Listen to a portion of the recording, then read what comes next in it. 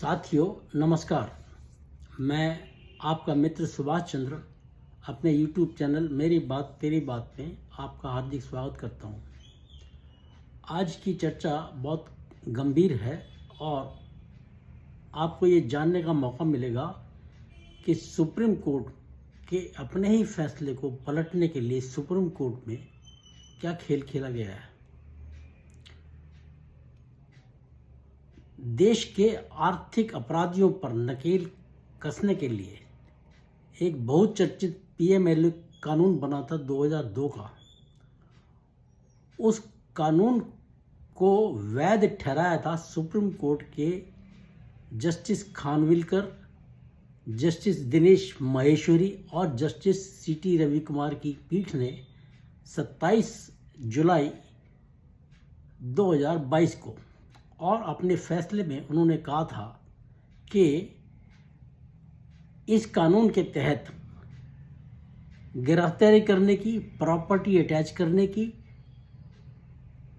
या सीजर या सर्च करने की जो शक्तियां दी गई हैं वे सही हैं और इस कानून के अंदर कुछ भी आर्बिट्रेरीनेस नहीं है। एक तरह से सभी पहलुओं पर इस बेंच ने, सुप्रीम कोर्ट की बेंच ने थ्रेडबेयर सब कुछ एक मुश्त डिसाइड कर दिया था और उसके अंदर किसी किस्म की कोई गुंजाइश नहीं रही थी कि उसके ऊपर कोई पुनर्विचार हो। लेकिन फिर भी एक रिव्यू पिटीशन इस फैसले के खिलाफ दायर की गई थी और ये सब वकील लोग जानते होंगे, रिव्यू पिटीशन अक्सर वही बेंच सुनती है जिसने फैसला दिया होता है। लेकिन जस्टिस खानविलकर 2 दिन के बाद रिटायर हो गए, लेकिन जस्टिस महेश्वरी और जस्टिस सीटी रविकुमार के साथ चीफ जस्टिस रमन्ना की बेंच में ये रिव्यू पिटीशन लगी और उस पिटीशन के ऊपर उन्होंने 25 अगस्त को सरकार को नोटिस जारी किया और जवाब मांगा। लेकिन 26 अगस्त को अगले ही दिन जस्टिस रमन्ना भी रिटायर हो गए। लेकिन जस्टिस रमन्ना ने अपने उस दिन नोटिस जारी करते हुए अपने आदेश में कहा था कि ये जो रिव्यू पिटीशन है ये केवल 2 बिंदुओं के ऊपर केंद्रित रहेगी। पहला बिंदु क्या था कि ईडी द्वारा आरोपी को enforcement case information report ECIR देनी है या नहीं देनी है। कॉपी ना देना ये इसके अंदर अलाउड था एक्ट के अंदर, तो इसके ऊपर विचार किया जाएगा। दूसरा, जो आरोपी है उसको खुद को निर्दोष साबित करने की जिम्मेदारी उसके ऊपर थी। एक इसके ऊपर केंद्रित होगा। केवल 2 चीज़ें थी। लेकिन साथ में चीफ जस्टिस ने कहा कि इसकी सुनवाई खुले में होगी, जबकि रिव्यू पिटीशंस की सुनवाई हम अक्सर बंद कमरे में होती है, बंद चैम्बर में होती है और वही बेंच फैसला करती है और उसको अक्सर देखा गया है कि रिव्यू पिटीशन के अंदर वो खारिज हो जाती है। लेकिन चलिए, जस्टिस रमन्ना ने कोई कारण नहीं बताया कि उसकी कोई सुनवाई खुले में क्यों करना चाहते हैं। लेकिन एक और बड़ा बहुत इम्पोर्टेंट पॉइंट जो उन्होंने कहा था, उन्होंने ये कहा था कि हम काले धन या मनी लॉन्ड्रिंग के रोकथाम के समर्थन में हैं। हम इस देश के अंदर अपराध, इस तरह के अपराध को बर्दाश्त नहीं कर सकते और ये कानून में कोई गलती नहीं है। ये बात उन्होंने अपने आदेश में कही थी।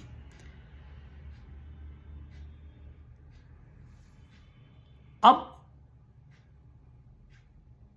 उसके बाद कोई सुनवाई नहीं हुई।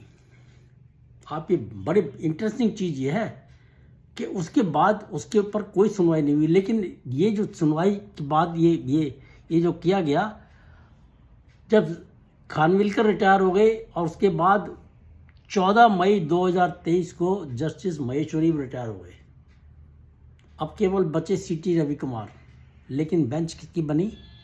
बेंच बनी जस्टिस संजय किशन कौल, जस्टिस संजीव खन्ना और जस्टिस बेला त्रिवेदी की। इस बेंच के अंदर भी आप कायदे से देखिए ना कि जस्टिस महेश्वरी और जब खानविलकर जी रिटायर हो गए तो जस्टिस महेश्वरी और जस्टिस सीटी रवि कुमार को तो बेंच में होना चाहिए था, लेकिन उनके रहते हुए, दोनों के रहते हुए बेंच नहीं बनी।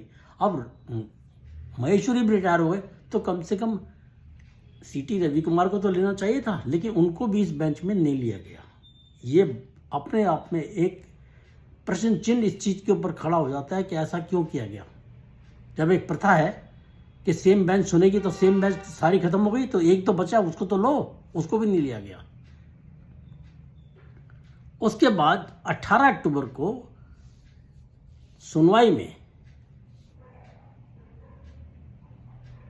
जस्टिस कौल अड़ गए कि हम तो सारी सुनवाई करेंगे, क्योंकि जो पेटिशनर थे वो ये चाहते थे कि रिव्यू ना हो, केवल रिव्यू ना हो, पूरा का पूरा जजमेंट को रिकंसिडर किया जाए।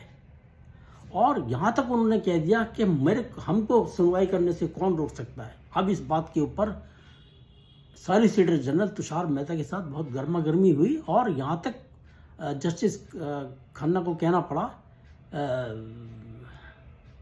कि मैंने आपको कभी, संजय किशन कौल जी को कहना पड़ा कि मैंने आपको इतना गुस्से में कभी नहीं देखा। तो ये अपने आप में मतलब कोई बात तो ऐसी हुई होगी ना जो तुषार मेहता इतने क्रोध में आए। तो उन्होंने वो ये कोशिश कर रहे थे कि हम सारी सुनवाई करें। अब भाई, जब पहले आप रिव्यू पिटीशन तो डिसाइड करो, रिव्यू पिटीशन को आप कैसे उसको रिकंसिडर करने के लिए कह सकते हैं। फिर सच्चाई क्या थी कि 22 अक्टूबर 2022 को एक पिटीशन और सबमिट हुई थी, दायर हुई थी सुप्रीम कोर्ट में, जिसके अंदर ये कहा गया था कि सारे पुराने खानविलकर के फैसले को रिकंसिडर किया जाए, यानी कि उस फैसले को पलटने के लिए अपील दायर की गई थी। परंतु यूयू ललित की बेंच ने उस अपील को खारिज कर दिया था। अब जब चीफ जस्टिस की बेंच ने इस अपील को खारिज कर दिया तो संजय किशन कौल जी, आप क्या चीफ जस्टिस से भी ऊपर हो गए, जो उसी मसले को दोबारा सुनना चाहते हैं, और आप कहते हैं कि मेरे को, हमको कौन रोक सकता है। ये तो बड़ी हास्यास्पद चीज़ है। जस्टिस खानविलकर की बेंच ने एक विषय 7 जजों के बेंच द्वारा डिसाइड करने के लिए छोड़ दिया था, और वो विषय था कि ये जो पीएमएलए कानून था, ये एक मनी बिल के रूप में संसद में पेश किया गया था, उसको पास कराया गया था। तो खानविलकर जी की बेंच ने ये कहा था कि ये इस इशू को 7 जजों की बेंच डिसाइड करे कि क्या इस कानून को मनी बिल के रूप में पेश किया जाना कानूनी रूप से वैध है या नहीं। तो सुप्रीम कोर्ट को चाहिए था कि अभी 1.25 साल हो गया, इससे ज़्यादा टाइम हो गया, उसके ऊपर 7 जजों की बेंच बनाओ, और अगर पीएमएलए कानून के अंदर समस्याएं हैं तो जो उसका ओरिजिन है उसको ख़त्म कर दीजिए। कह दीजिए कि जी ये फाइनेंस जो मनी बिल था उसके रूप में इसको दाखिल नहीं कर सकते थे, इसको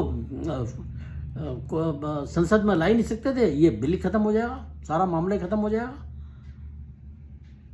लेकिन 24 नवंबर को सुप्रीम कोर्ट में कपिल सिब्बल भी फैल रहे थे। वो ये कहते हैं कि जी मैंने तो अपने 35 साल के इतिहास में देखा नहीं कि कभी कोई ऐसा भी कानून आया हो। उसको जस्टिस बेला चतुर्वेदी ने पकड़ लिया कि जब ये कानून लागू हुआ था तो आप कहाँ पे बैठे थे, आप सत्ता पक्ष में थे या विपक्ष में थे। तो वो बगले झांकने लगा, क्योंकि वो सत्ता पक्ष में बैठा था उस वक्त, और जो उनका मोटिव था, जब उनको लगा कि अब तो ये मोटिव हमारे लिए पूरा हो रहा है तो फिर तो परेशान हुआ ही होगा।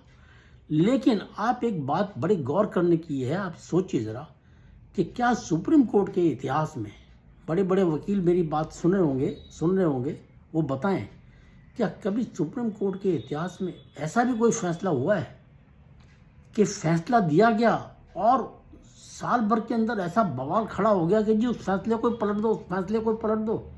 कोई फैसला सुप्रीम कोर्ट का पलटा नहीं गया इस तरह से। आप देखिए जो शाबानो का केस था वो फैसला भी नहीं पलटा गया था, कोई भी फैसला नहीं पलटा गया था। ये केवल इसी के पीछे पड़े, इसको पलट दो, इसको पलट। और फिर तुषार मेहता ने कहा कि अगर ये पेटिशनर्स अपनी रिव्यू पिटिशन को रिकंसिडरेशन पिटिशन करना चाहते तो हमें तो जवाब देने का तो अधिकार है ना, हमें जवाब देने दो। तो इसके ऊपर भी नाराज हो गए संजय किशन कौल जी।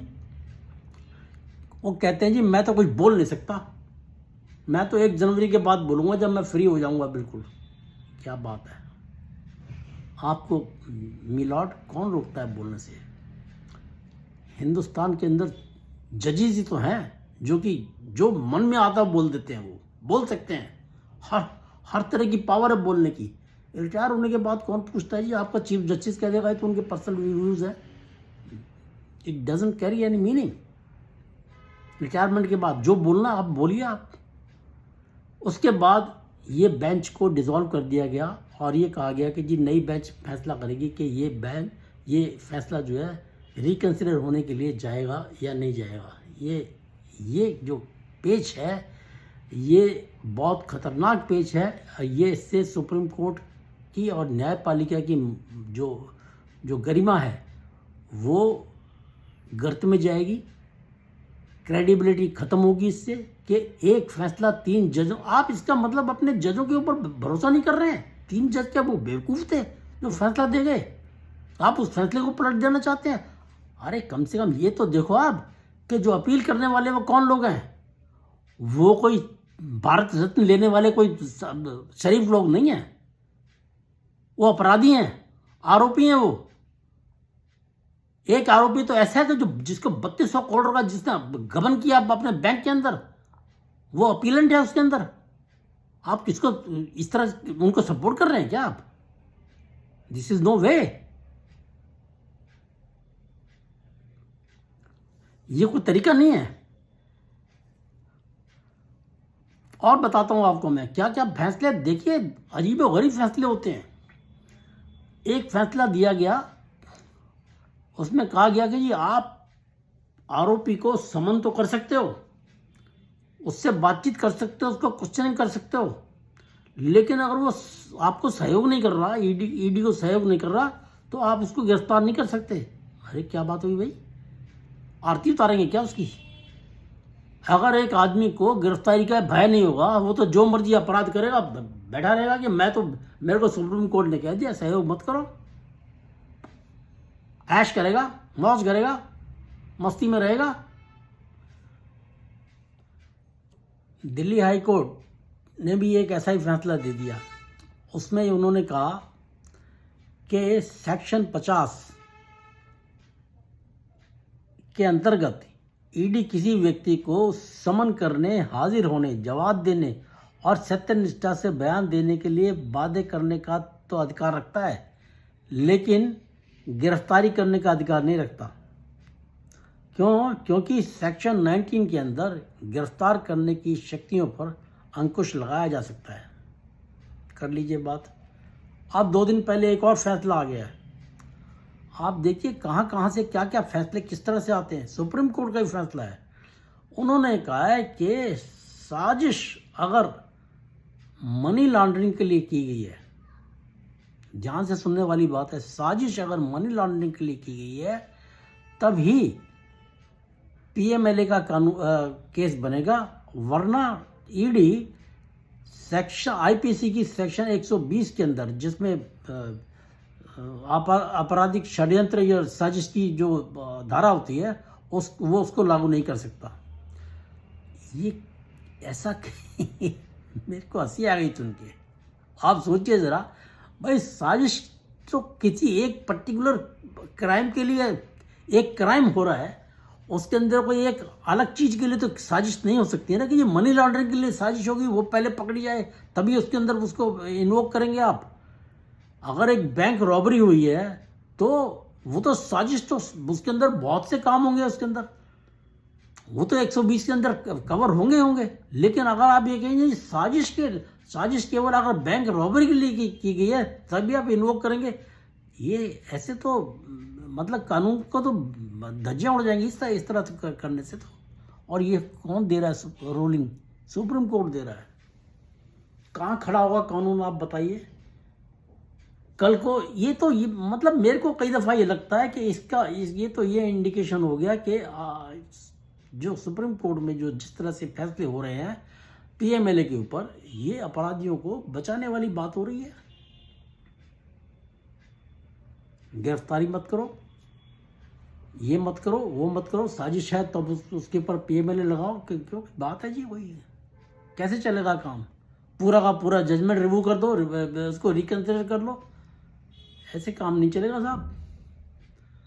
ये इसके ऊपर पब्लिक को बहुत ज़्यादा जागरूक होना पड़ेगा, और ये जागरूकता जो है ये यही इनके ऊपर कुछ अंकुश लगा सकती है, अदरवाइज तो ये तो बेलगाम होने वाली बात हो जाएगी।